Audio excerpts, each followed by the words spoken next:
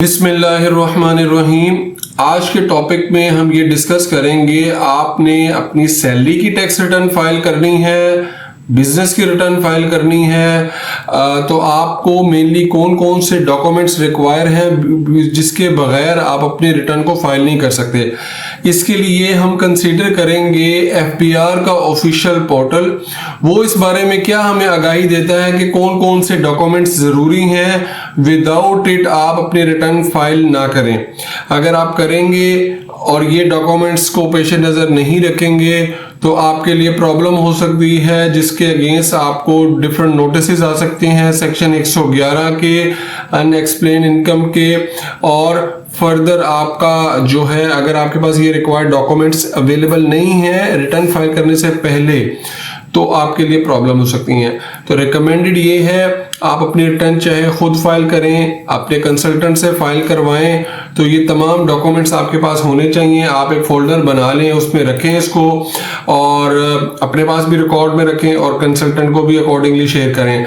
अगर आप salaried person हैं तो जो रिक्वायर्ड डॉक्यूमेंट्स हैं वो क्या है? टैक्स डिडक्शन सर्टिफिकेट जो आपका एम्प्लॉयर आपको प्रोवाइड करता है, जो आपकी इनकम 1 जुलाई 2024 से लेके 30 जून 2025 तक का होगा, वो आपको हार्ड कॉपी में प्रिंट दे देगा, ताकि जो आपका कंसल्टेंट है और या आप खुद जब आप अपनी MIS की रिपोर्ट के साथ इसको रिकंसाइल करेंगे तो वो चीज़ रिकंसाइल हो जाएगी और वो टैली हो जाएगी। दूसरा, आपने बैंक स्टेटमेंट लेनी है 1 जुलाई 2024 से लेके 30 जून 2025 तक। आपका अगर 2 सैलरीड अकाउंट है और अपना जो पर्सनल अकाउंट, दोनों, ताकि इसको एक बार रिकंसिडर कर लें और दोनों का क्लोजिंग बैलेंस आपने अपनी वेल्थ स्टेटमेंट में क्योंकि डिक्लेयर करना है, तो ये अरेंज कर लें। उसके अलावा लिस्ट ऑफ पर्सनल एसेट्स जो आपके नाम पे हैं या आपने इस साल में परचेज किए हैं, तो उसके बारे में लाजमी तौर पे इसको अपनी एक्सेल में डिटेल बनाएं और कंसल्टेंट को भी शेयर करें, ताकि इसका 236C का अगर कोई पेमेंट हुई है एक्विजिशन के टाइम पे तो वो इनकॉर्पोरेट हो, सेल का कैपिटल गेन की जो एंट्रीज हैं वो अकॉर्डिंगली।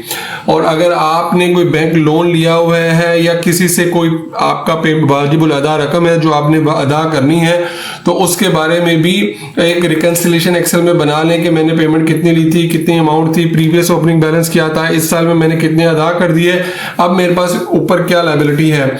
और last but not the least, utility bills, इस वजह से जरूरी है। मिसाल के तौर पे आपकी इनकम है 10 लाख और आपके जो यूटिलिटी बिल्स आपके नाम पे जो आ रहे हैं वो ज़्यादा अमाउंट के हैं, तो इन फ्यूचर वो अगर इसको रिवर्स कैलकुलेट करें तो वो इस चीज़ को इंश्योर कर सकते हैं कि भाई आपने अपनी इनकम को कम बताया है, आपके एक्सपेंसेस ज़्यादा हैं, तो ये चीज़ें मिसलीड हो रही हैं। सैलरी के लिए जो डॉक्यूमेंट्स हैं उसके लिए मैंने आपको गाइड कर दिया है।